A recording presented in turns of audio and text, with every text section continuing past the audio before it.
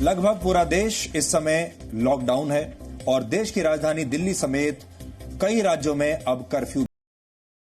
Corona virus को रोकने का सबसे अच्छा उपाय लॉकडाउन है और इसलिए हम भी आज घर से ही ये डीएनए कर रहे हैं और इस दौरान हमारा भी यानी जी न्यूज का भी लगभग 50% स्टाफ अपने घर से ही काम कर रहा है। हम एहतियात बरत रहे हैं क्योंकि ये सबकी सुरक्षा के लिए जरूरी है और यही वजह है कि आज का डीएनए मैं भी घर से ही कर रहा हूं। आपको याद होगा मैं खुद दुबई से 7 मार्च को दिल्ली आया था और मैंने खुद भी कई दिनों तक मैं घर पर रहा।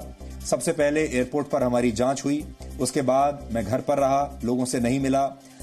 इस दौरान मैंने डॉक्टरों से बात की, एक बार फिर से डॉक्टरों से अपनी जांच करवाई, अपने टेस्ट कराए। जब सब कुछ सामान्य निकला उसके बाद ही मैं बाहर निकला। के साथ काम करना आसान नहीं होता, इसलिए अगर आने वाले दिनों में आपको डीएनए में कुछ कमी नजर आए या कोई त्रुटि रह जाए तो आप हमें माफ कर दीजिएगा, लेकिन इस समय जो बिल्कुल बाहर नहीं निकलना है। और मैं आपको अपना उदाहरण देकर बता सकता हूं। जब मैं दुबई से दिल्ली आया था उसके 2 दिन के बाद ही होली थी और आप तो जानते हैं होली पर पूरा परिवार एक साथ होता है। लगभग आधा स्टाफ घर से काम कर रहा है, तो हमारी पहली प्राथमिकता यही रहेगी कि हम आपको इस संकट से जुड़ा हर अपडेट देते रहें, उसका विश्लेषण आपके सामने आपके लिए करते रहें, आपको लगातार ये बताते रहें कि आप इस कोरोना वायरस से कैसे बच सकते हैं, पूरी दुनिया में क्या हो रहा है, दुनिया में जो बाकी देश हैं वो कैसे बच रहे हैं। इसलिए ये बहुत जरूरी है।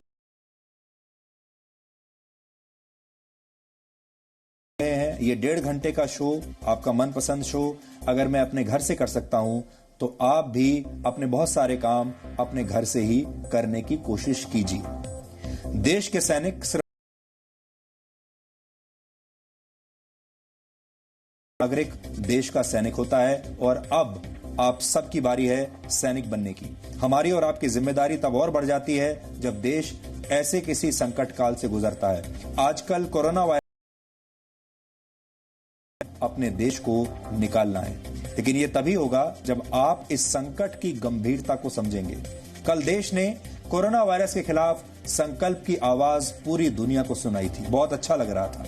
लेकिन आज कुछ लोग प्रधानमंत्री नरेंद्र मोदी की संयम वाली बात को भूल गए। उन्होंने लॉकडाउन की परवाह नहीं की और सड़कों पर निकलने लगे और इसके बाद आज प्रधानमंत्री को भी कहना पड़ा कि कुछ लोग लॉकडाउन को अब भी गंभीरता से नहीं ले रहे हैं। वो खुद को बचाएं, अपने परिवार को बचाएं और सरकारी निर्देशों का गंभीरता से पालन करें। प्रधानमंत्री ने राज्यों से भी कहा कि वो कानूनी तौर पर लॉकडाउन के नियम कानूनों को लागू करें। इसका मतलब अब लॉकडाउन को सख्ती से लागू करने का समय आ गया है, क्योंकि देश के बहुत लोग ऐसे हैं जो प्यार से बात मान नहीं रहे। इतने बड़े खतरे के बावजूद बहुत लोग ऐसे हैं जो निर्देशों को नहीं मान रहे। आज की सबसे बड़ी खबर यही है कि राजधानी दिल्ली में भी अब कर्फ्यू लगा दिया गया है। केंद्र सरकार ने पहले ही राज्य सरकारों को कह दिया था कि जो लॉकडाउन का उल्लंघन कर रहे हैं उनके खिलाफ कड़ा एक्शन लिया जाए। दिल्ली से पहले महाराष्ट्र और पंजाब में भी राज्य सरकारों को कर्फ्यू लगाना पड़ा, इसके बाद चंडीगढ़ में भी कर्फ्यू लगा और अब 21 राज्यों में पूरी तरह से लॉकडाउन है। यानी जरूरी सेवाओं के अलावा किसी को सड़क पर बेवजह निकलने से अब मना किया गया है। कल आधी रात से घरेलू हवाई उड़ानें भी बंद कर दी जाएंगी। ये सब इसलिए हो रहा है क्योंकि लोग लापरवाही कर रहे हैं। आज कई जगहों पर देखा गया कि लॉकडाउन के बावजूद लोग अपने घरों से बाहर निकले। लोग घर पर ही रहने और सोशल डिस्टेंसिंग की अपील को प्यार से मान नहीं रहे। जब उनसे रिक्वेस्ट की जा रही है उसे मान नहीं रहे। लोग समझने को तैयार नहीं है कि ये वक्त कितना मुश्किल है, कोरोना से लड़ाई कितनी लंबी है। हो सकता है कि आज आपका कोई जरूरी काम कोई रहा होगा, इसलिए आप घर से बाहर निकले हो, लेकिन जब आप ऐसा बिल्कुल ना करें, इसके बाद आपको चाहे कितना भी जरूरी काम हो, आपको बाहर नहीं निकलना है। आपकी लापरवाही देश पर भारी पड़ सकती है। अगर आप इसी तरह से बिना वजह बाहर निकलेंगे, लॉकडाउन के नियमों का पालन नहीं करेंगे, तो आप अपने साथ साथ अपने परिवार, अपने समाज और देश के साथ खिलवाड़ करेंगे। अगर शायद आपको अंदाजा भी नहीं है कि खतरा कितना बड़ा है और चुनौती कितनी मुश्किल है, तो आपको पिछले एक महीने में दुनिया भर का यह हाल आज देख लेना चाहिए। इटली में एक महीने पहले यानी 23 फरवरी को कोरोना वायरस के सिर्फ 76 मामले थे, 76। आज इटली में 59,000 से ज्यादा लोग संक्रमित हो चुके हैं। इटली में करीब 5,500 लोगों की मौत हो चुकी है। अमेरिका में एक महीने पहले कोरोना वायरस के सिर्फ 35 मामले थे। आज अमेरिका में 35,000 से ज्यादा मामले हैं। अमेरिका में 471 लोगों की मौत हो चुकी है। स्पेन में एक महीना पहले सिर्फ 2 मामले थे। आज स्पेन में 33,000 से ज्यादा मामले हैं। स्पेन में 2,000 से ज्यादा लोगों की मौत हो चुकी है। जर्मनी में 23 फरवरी को सिर्फ 16 मामले थे, यानी आज से एक महीना पहले। आज जर्मनी में 26,000 से ज्यादा मामले हैं। जर्मनी में 111 लोगों की मौत हो चुकी है। ईरान में 23 फरवरी को एक महीना पहले सिर्फ 28 पॉजिटिव केस थे। आज ईरान में 23,000 से ज्यादा पॉजिटिव केस हैं और 1800 से ज्यादा लोगों की जान जा चुकी है ईरान में। ये जो देश हैं, ये चीन के बाहर दुनिया के टॉप 5 देश हैं जो कोरोना वायरस से सबसे ज्यादा प्रभावित हैं। हमने इनके बारे में आपको आज इसलिए बताया कि आप इस खतरे को समझ सकें, महसूस कर सकें। यह खतरा अब आपके आसपास है, क्योंकि कोरोना वायरस किसी देश की सीमाओं से नहीं बंधा है, ये धर्म की सीमाओं से नहीं बंधा है और ना ही उस पर कोई सामाजिक बंधन है। वो ना गरीब देखता है, ना अमीर देखता है। ये वायरस न जाति देखता है, न धर्म देखता है। बहुत ही धर्मनिरपेक्ष वायरस है ये। कोरोना वायरस के सामने सिर्फ यही मायने रखता है कि हम इससे बचने के लिए क्या कर रहे हैं। और वर्ल्ड हेल्थ ऑर्गेनाइजेशन के मुताबिक कोरोना से संक्रमित व्यक्ति एक दिन में औसतन 2.6 लोगों में संक्रमण फैलाता है। एक व्यक्ति लगभग 2.5 लोगों में इस इन्फेक्शन को फैलाता है। और अगर यही साइकिल 5 से 6 दिन तक चलता रहे तो कुछ ही दिनों में यह संक्रमण 3500 से ज्यादा लोगों में फैल जाता है। कोरोना वायरस से लड़ाई में सबसे पहले यही जरूरी है कि आप इसी खतरे को समझें, किसी तरह की लापरवाही ना करें, सरकार और सिस्टम का साथ दें और कोरोना वायरस से देश की रक्षा में देश के सैनिक बने। हमारी लड़ाई एक ऐसे ताकतवर दुश्मन से है जो अदृश्य है, लेकिन उसने दुनिया भर में जो तबाही मचाई उसे देखकर डर लगता है। कोरोना ने देश का जो हाल किया, उसमें हमारी चुनौती यही है कि हम सब मिलकर खुद को दूसरे देशों जैसे हाल में जाने से बचाएं। दूसरे देशों ने जो गलती की है हम वो ना करें। दुनिया भर में कोरोना वायरस के अब तक 3.5 लाख से ज्यादा मामले आ चुके हैं और 15,000 से ज्यादा लोगों की मौत हो चुकी है। भारत में अभी कोरोना वायरस के 467 मामले हैं और अभी तक सिर्फ 8 लोग मारे गए हैं इसमें। इसलिए अभी भी हम कंट्रोल कर सकते हैं। अगर हम नागरिक के तौर पर पूरी जिम्मेदारी निभाएंगे तो इस संकट से बाहर निकल सकते हैं। इसके लिए जरूरी है कि लॉकडाउन की लक्ष्मण रेखा को आप बिल्कुल पार ना करें। आपने देखा होगा पुराने जमाने में लक्ष्मण रेखा के बारे में आपने सुना होगा। आज वही लक्ष्मण रेखा फिर से आपके घर के चारों तरफ खींच दी गई है। इसे आप लक्ष्मण रेखा समझिए और ये लक्ष्मण रेखा आपसे ये कह रही है कि आपको अपने घर से बाहर नहीं निकलना है। इस लक्ष्मण रेखा को लांघना बिल्कुल नहीं है, क्योंकि इसके पार कोरोना वायरस है। कोरोना वायरस पर आप डर में नहीं बल्कि घर में रहें।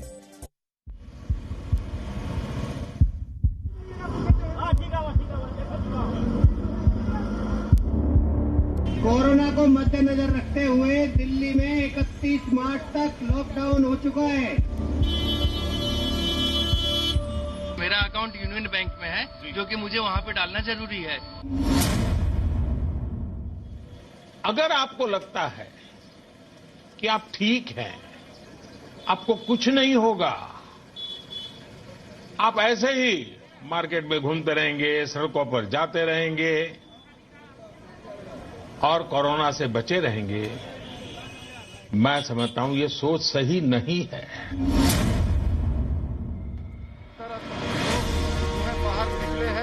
लॉकडाउन की लक्ष्मण रेखा को तोड़ने वाले इन लोगों की लापरवाही 135 करोड़ भारतीयों के लिए बड़ी मुश्किलों की शुरुआत है।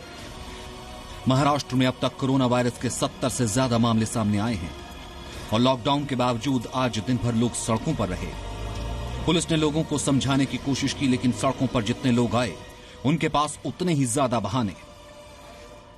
वहाँ पे बैठे हैं मेरे लेबर, हाँ, उनको पैसा देने के लिए जा रहा हूँ सर। लेकिन आपने एक बात बताइए, आप तो उनके अकाउंट में खुद डलवा सकते हो ना। सर मेरे पास में वो ऐप वगैरह है नहीं। ऐप नहीं करवाना।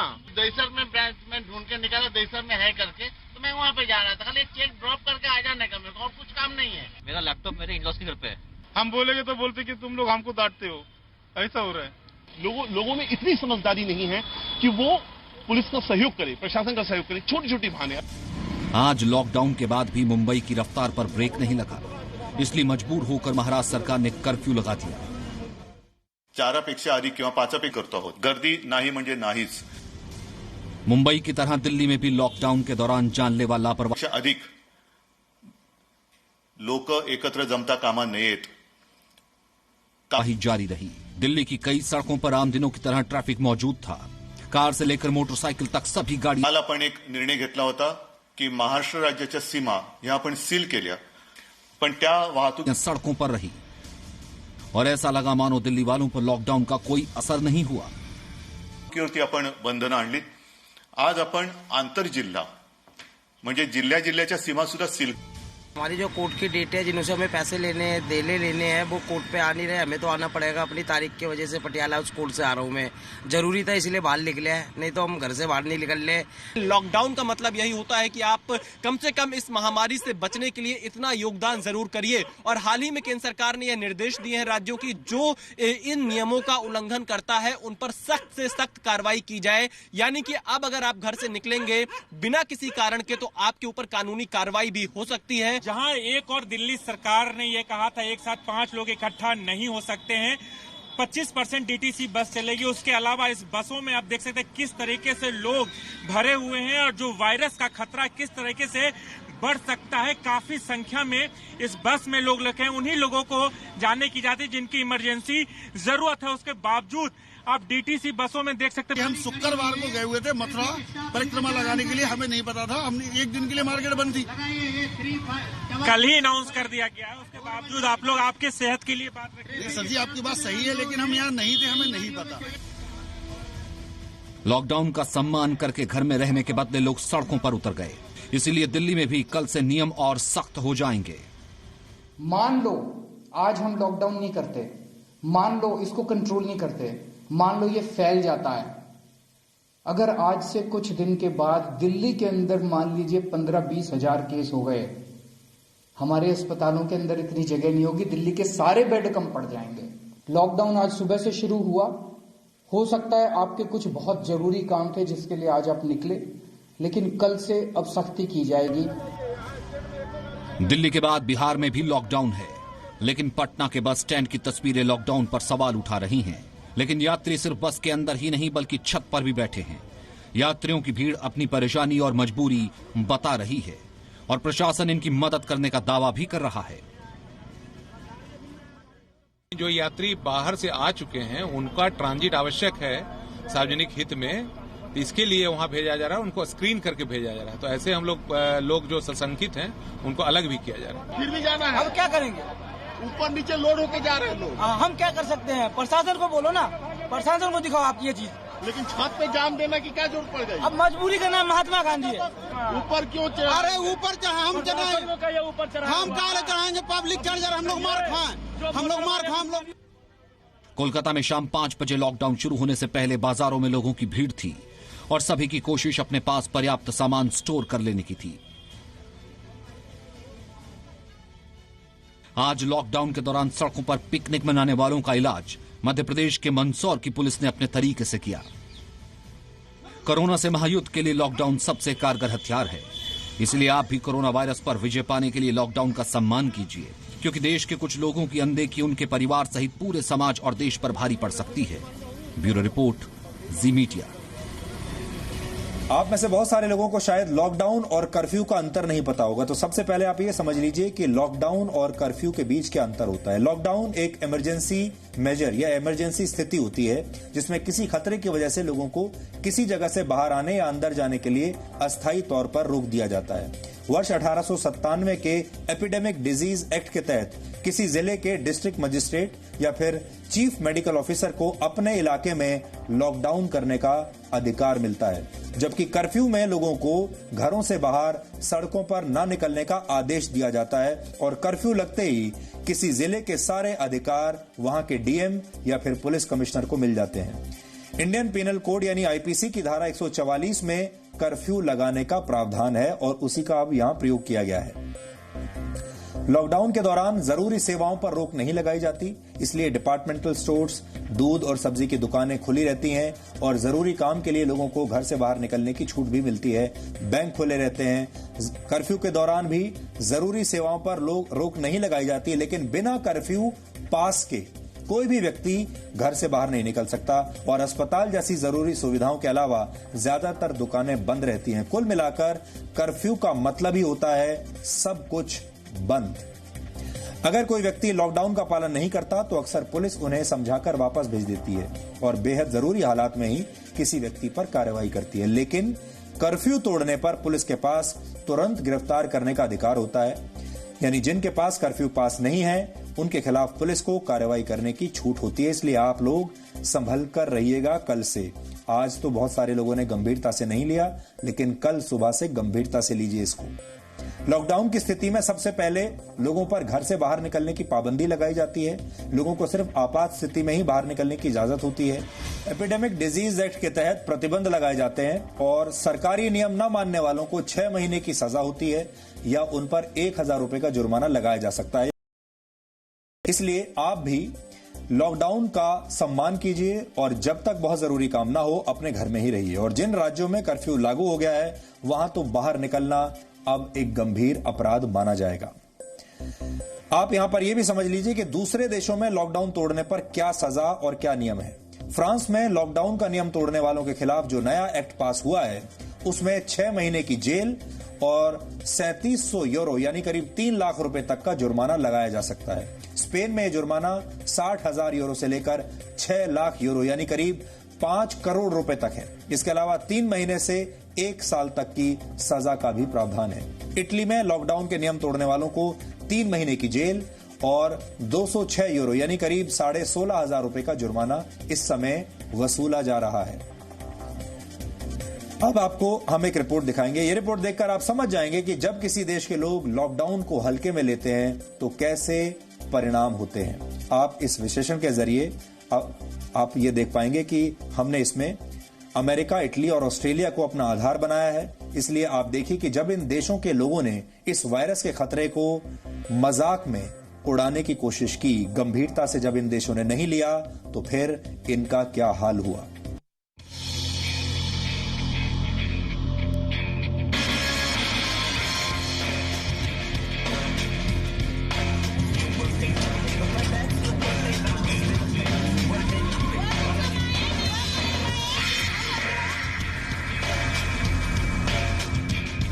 रोम जल रहा था और नीरो बांसुरी बजा रहा था।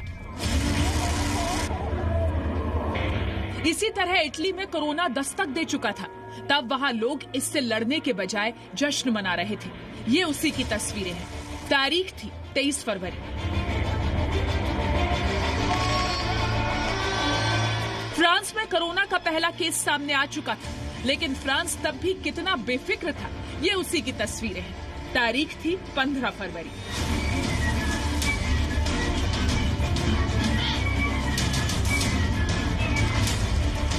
और अब इसका जो नतीजा भुगत रहे हैं वो दुनिया के सामने है। लेकिन दुनिया में ऐसे भी लोग हैं जो इटली, फ्रांस से कोई सबक नहीं सीख रहे और वही गलती दोहरा रहे हैं। ये ऑस्ट्रेलिया के बॉन्डी बीच पर 20 मार्च की तस्वीरें हैं। कोरोना वायरस से बचने के लिए देश के देश लॉकडाउन हो चुके हैं, लेकिन यहाँ लोग पार्टी के मूड से बाहर ही नहीं निकल पा रहे हैं। हजारों लोग समंदर की लहरों पर सवार होकर कोरोना के खिलाफ मुहिम पर पानी फेर रहे हैं। कोरोना वायरस के दौर में सोशल डिस्टेंसिंग का इससे बड़ा मजाक और क्या हो सकता है। What we saw this morning here in Bondi Beach was the most irresponsible behaviour of individuals that we've seen so far.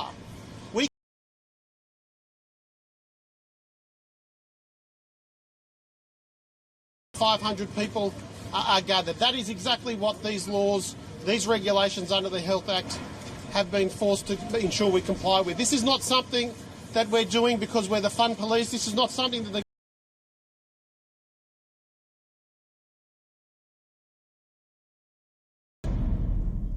काल में लॉकडाउन न मानने का नतीजा क्या होता है, ये चीन, इटली, स्पेन और अमेरिका से बेहतर और कौन बता सकता है। लेकिन उसी अमेरिका में अभी भी कोरोना पार्टीज चल रही हैं। ये अमेरिका का मायामी बीच है, जहां लोग मजे से घूम रहे हैं, सनबाथ ले रहे हैं। मायामी के पब्स, बार्स, रेस्टोरेंट्स में पार्टी चल रही है, बिल्कुल जिंदगी ना मिलेगी दोबारा वाली तर्ज पर। और ये सब अमेरिका के उसी फ्लोरिडा राज्य में हो रहा है जहां अब तक कोरोना के 327 केसेस सामने आ चुके हैं और 7 लोग अपनी जान भी गंवा चुके हैं। मतलब हद है। एक तरफ इटली में कोरोना की वजह से रोज इतनी मौतें हो रही हैं कि लाशों को उठाने के लिए आर्मी बुलानी पड़ गई है, और एक तरफ है वो लोग जो कोरोना वायरस के खतरे को धुएं में उड़ा रहे हैं। एक तरफ दुनिया भर में लोग घरों में बंद रहकर कोरोना को हराने के लिए एकजुटता का मैसेज दे रहे हैं, और दूसरी तरफ वो लोग हैं जिनके दिमाग से पार्टी करने का भूत उतर ही नहीं रहा है। एक तरफ कोरोना रोज सैकड़ों लोगों की जान ले रहा है और दुनिया मातम मना रही है, और दूसरी तरफ ये लोग हैं जिनका जश्न खत्म होने का नाम ही नहीं ले रहा है। कोरोना के इस खतरनाक दौर में पार्टी करते इन लोगों को न अपनी जान की फिक्र है और न ही दूसरों की जान की, और कानून का डर तो छोड़ ही दीजिए। यही वो लोग हैं जो कोरोना के खिलाफ वर्ल्ड वॉर की कमजोर कड़ी है, लेकिन गलती सिर्फ इनकी नहीं है, उन सरकारों और सिस्टम की भी है जो कानून तो बना रहे हैं लेकिन कानून लागू करवाने से चूक रहे हैं। क्योंकि अब ऐसे लोगों को प्यार से समझाने का वक्त गुजर चुका है। किसी को भी दूसरों की जान से खिलवाड़ करने का हक नहीं दिया जा सकता। ब्यूरो रिपोर्ट, जी मीडिया। तो आपने ये तो देख लिया कि दुनिया के कुछ ऐसे देश थे जिन्होंने कोरोना वायरस को हल्के में लिया, मजाक में लिया। अब आपको ये बताते हैं कि दुनिया के कुछ देशों ने कैसे इस वायरस को हराने में सफलता पाई, क्योंकि हमें इन्हीं से सीखना है। जैसे हांगकांग में अब तक कोरोना वायरस के 356 केस सामने आए, जिनमें सिर्फ 4 लोगों की मौत हुई, जबकि सिंगापुर में 455 केस हुए, इसमें सिर्फ 2 लोगों की मौत हुई। ताइवान में भी अब तक सिर्फ 195 केस हुए हैं और 2 लोगों की ही मौत हुई है। ये तीनों ही देश चीन के पड़ोसी देश हैं। इसके बावजूद इन देशों में कोरोना वायरस के बहुत कम केसेस होना इस बात का सबूत है कि वहां की सरकार और समाज ने कोरोना वायरस के खिलाफ मिलकर बेहद तेजी से बेहद कारगर कदम उठाए, और कोरोना वायरस के खिलाफ इस विश्व युद्ध में पूरी दुनिया को इन जैसे देशों ने गाइड किया है। हालांकि बहुत सारे लोग ये कहेंगे कि ये देश बहुत छोटे हैं, इनकी आबादी भी बहुत कम है भारत के मुकाबले, लेकिन तब भी इनके मॉडल को हमें सीखना चाहिए, स्टडी करना चाहिए। कोरोना वायरस को दुनिया भर में फैलने से रोकने के लिए WHO ने 3 फरवरी 2020 को सभी देशों में यात्रा संबंधी दिशा निर्देश जारी किए थे। अब आप यहां नोट करते जाइए, 3 फरवरी को। लेकिन हांगकांग और सिंगापुर इससे 2 दिन पहले यानी 1 फरवरी को ही चीन से आने वाली सभी फ्लाइट्स और यात्रियों पर प्रतिबंध लागू कर चुके थे। यानी ये लोग WHO से भी आगे चल रहे थे और इन्होंने बहुत जल्दी प्रतिबंध लगाने शुरू कर दिए थे। हांगकांग और सिंगापुर ने कोरोना वायरस को फैलने से रोकने के लिए देश भर में अभियान चलाकर बुखार और निमोनिया के सभी मरीजों की जांच की। हार्वर्ड यूनिवर्सिटी के मुताबिक एक समय सिंगापुर बाकी किसी भी देश की तुलना में 3 गुना लोगों की जांच कर रहा था, यानी सबसे ज्यादा लोगों की जांच सिंगापुर में हो रही थी, जिससे कोरोना वायरस काफी हद तक सीमित हो गया। इसके साथ ही तीनों देशों ने दुनिया में सबसे पहले अपने नागरिकों को सामाजिक दूरी बनाने यानी सोशल डिस्टेंसिंग और स्वच्छता का और ज्यादा ध्यान रखने के लिए जागरूकता अभियान चलाए, जिनका जनता ने पूरी सख्ती से पालन भी किया। इन देशों ने कई ऑनलाइन वेबसाइट्स पर रियल टाइम इंफॉर्मेशन देने का एक सिस्टम तैयार किया ताकि किसी तरह की अफवाह न फैले और लोगों को जागरूक किया जा सके। सिंगापुर में होटल्स और ट्रांसपोर्ट कंपनियों के जरिए वायरस प्रभावित इलाकों की यात्रा करने वाले लोगों की जानकारी निकाली गई और उन्हें टेस्ट के लिए फिर वहां से ले जाया गया। लोगों के कोरोना वायरस के टेस्ट के लिए पैसों की चिंता लोगों को नहीं करनी पड़ी, इसलिए सिंगापुर और हांगकांग ने सरकार के अलावा प्राइवेट लैब्स में टेस्ट की सुविधा और इलाज फ्री कर दिया। वहां पर टेस्ट भी फ्री हुए और इलाज भी मुफ्त में हुआ। सिंगापुर की सरकार ने अपनी यात्रा को लेकर गलत जानकारी देने की वजह से 2 विदेशी छात्रों के वीजा भी तब रद्द किए थे। घर पर रहने के आदेश न मानकर सिंगापुर छोड़कर जाने वाले एक व्यक्ति का रेजिडेंट परमिट रद्द कर दिया गया था, यानी बहुत सख्त कदम उठाए। ताइवान की सरकार ने कोरोना के शुरुआती केस आते ही अपने यहां सर्जिकल मास्क के निर्यात पर रोक लगा दी थी ताकि देश में इसकी कमी ना हो सके। उसी का नतीजा है कि वहां मास्क कम नहीं हुए। यही वजह है ये तीनों देश अब कोरोना वायरस से निपटने में पूरी दुनिया के लिए एक केस स्टडी बन चुके हैं। लेकिन जो बात आप सीख सकते हैं वो ये कि आपको इन देशों से गंभीरता सीखनी है। कोरोना वायरस को हल्के में नहीं लेना है। कोरोना वायरस के खिलाफ लड़ाई से जुड़ी एक और अच्छी खबर आई है। Indian council of medical research यानी ICMR ने एक एडवाइजरी जारी करके कहा है कि इस वायरस से बचाव के लिए हाइड्रोक्सी क्लोरोक्विन नाम की दवाई का इस्तेमाल किया जा सकता है। आमतौर पर इस दवाई का इस्तेमाल मलेरिया से बचाव और उसके इलाज के लिए किया जाता है। आपने क्लोरोक्विन का नाम अक्सर सुना होगा, लेकिन क्लोरोक्विन का इस्तेमाल सिर्फ वही स्वास्थ्य कर्मचारी कर पाएंगे जो कोरोना वायरस से पीड़ित मरीजों का इलाज कर रहे हैं और जिन्हें संक्रमण होने का सिर्फ खतरा है, हुआ नहीं है। जो लोग घरों में कोरोना वायरस से संक्रमित किसी मरीज की देखभाल कर रहे हैं वो भी अपने बचाव के तौर पर क्लोरोक्विन का इस्तेमाल कर सकते हैं। मरीजों की देखभाल करने वाले जो आम लोग इस दवा का इस्तेमाल करेंगे उन्हें अपने घर में ही सेल्फ क्वारंटीन में रहना होगा। और सबसे जरूरी बात यह है कि दवा सिर्फ डॉक्टर द्वारा लिखकर दिए जाने पर ही खरीदी जा सकती है और जो लोग इस दवा का प्रयोग करेंगे उन्हें लापरवाह हो जाने की जरूरत नहीं है। ऐसे लोगों को पहले की तरह बार बार हाथ धोने होंगे, कोरोना के मरीजों से दूरी बनाकर रखनी होगी और खांसते छींकते समय सावधानी बरतनी ही होगी।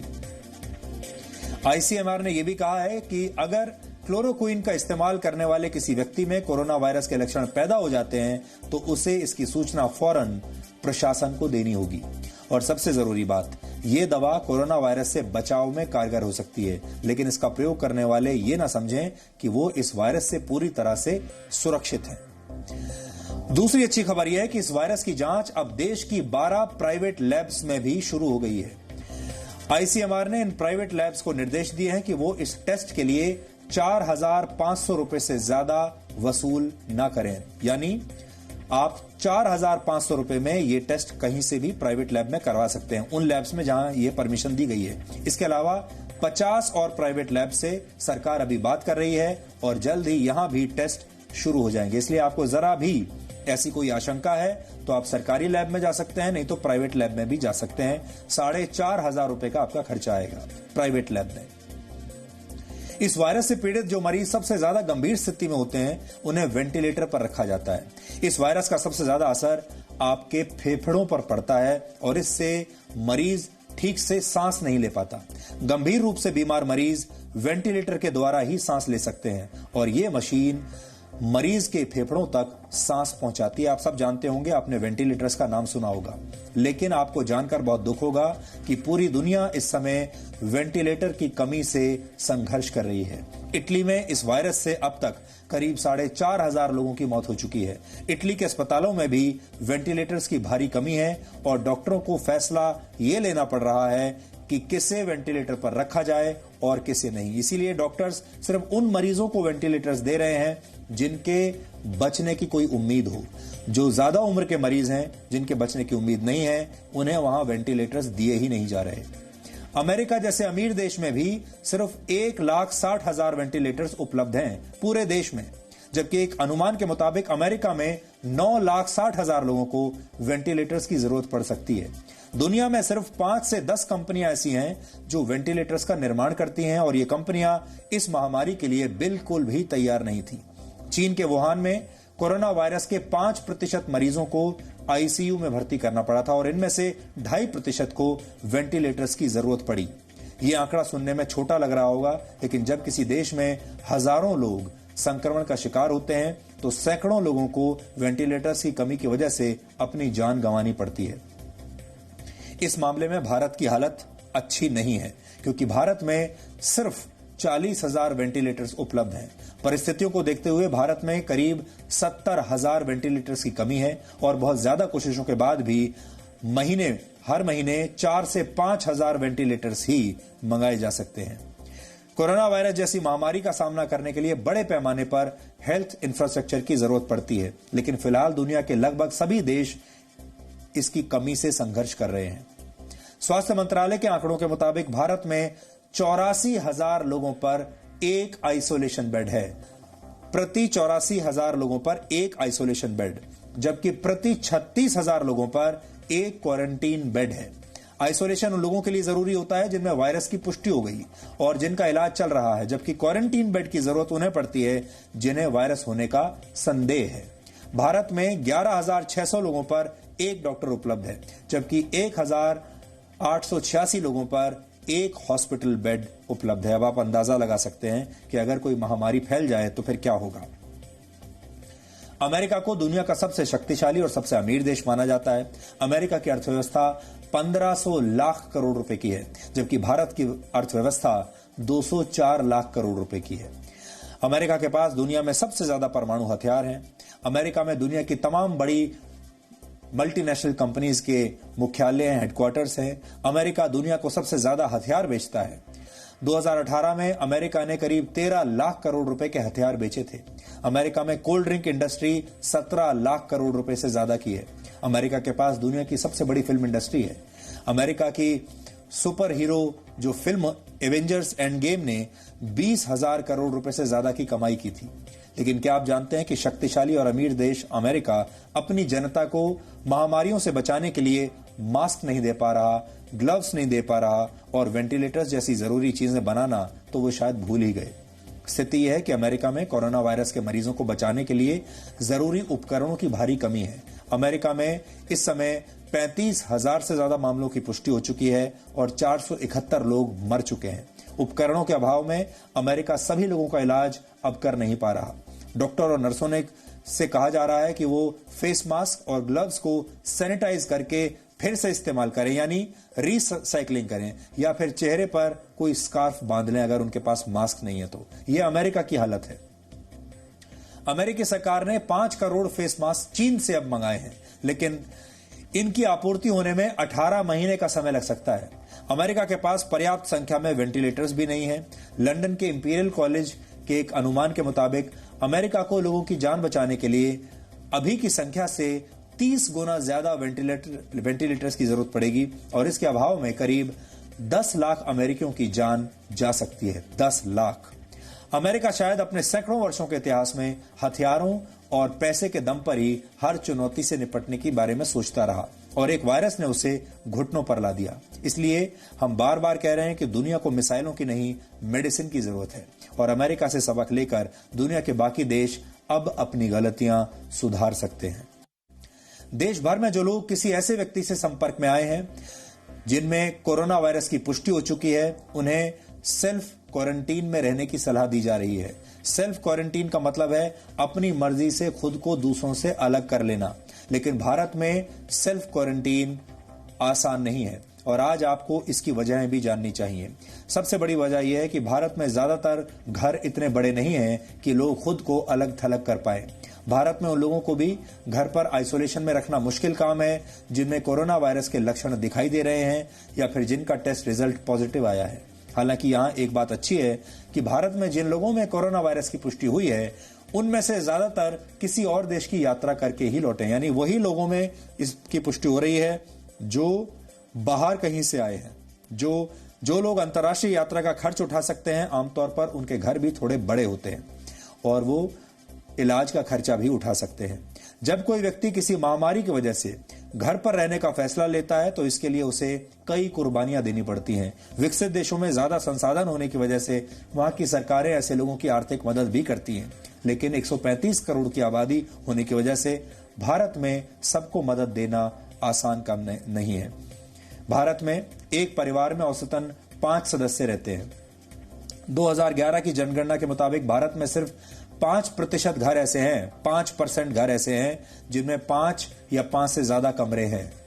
इतने कम, यानी ज्यादातर भारतीयों को अपना कमरा परिवार के दूसरे सदस्यों के साथ ही शेयर करना पड़ता है। भारत के 69% घरों में तो सिर्फ 1 या 2 कमरे ही हैं। इसलिए भारत के ज्यादातर लोगों के पास होम क्वारंटीन करने के लिए पर्याप्त जगह है ही नहीं। भारत में सिर्फ 15% घर ऐसे हैं जहां लोग महामारी के समय खुद को अपने निजी कमरे में अलग थलग कर सकते हैं। लेकिन भारत में जिन परिवारों के पास ये सुविधा है, उनमें से ज्यादातर में सदस्यों की संख्या 2 के आसपास है। कुल मिलाकर भारत में सिर्फ 4 करोड़ घर ऐसे हैं जिनमें परिवार के हर सदस्य के पास अपना एक कमरा है। इन घरों में भारत की सिर्फ 15% आबादी रहती है, जबकि बाकी के 85% भारतीयों को अपना कमरा किसी न किसी के साथ शेयर करना पड़ता है। इसके विपरीत पश्चिमी देशों में ज्यादातर गरीब परिवारों के पास भी हर सदस्य के लिए कम से कम एक कमरा उपलब्ध है। एक आंकड़े के मुताबिक जिन पश्चिमी देशों में कोरोना वायरस के सबसे ज्यादा मामले सामने आए, वहां हर घर में ज्यादा कमरे होने की वजह से सेल्फ क्वारंटीन ज्यादा आसान था। अब आपके मन में यह सवाल आ रहा होगा कि अगर आपको संक्रमण का शक है तो आप खुद को दूसरों से अलग थलग कैसे कर सकते हैं। तो अब आप सेल्फ क्वारंटीन के टिप्स नोट कर लीजिए। पहली बात तो यह है कि आप खुद को एक कमरे तक ही सीमित कर लें। हो सके तो ऐसा कमरा चुनें जिसमें अटैच्ड बाथरूम या टॉयलेट हो, जिसे कोई दूसरा व्यक्ति इस्तेमाल ना करता हो। आपके कमरे में किसी बाहरी व्यक्ति का आना जाना बिल्कुल प्रतिबंधित होना चाहिए। अगर आप किसी कोरोना वायरस पीड़ित के संपर्क में आए हैं तो घर पर हर समय एक मास्क पहनकर रखें। आपको इन फेस मास्क को हर 6 से 8 घंटे में बदलते रहना होगा और किसी भी मास्क का इस्तेमाल दोबारा बिल्कुल ना करें और इस्तेमाल किए गए मास्क को ऐसा ही मानकर चलें कि वो इन्फेक्टेड है।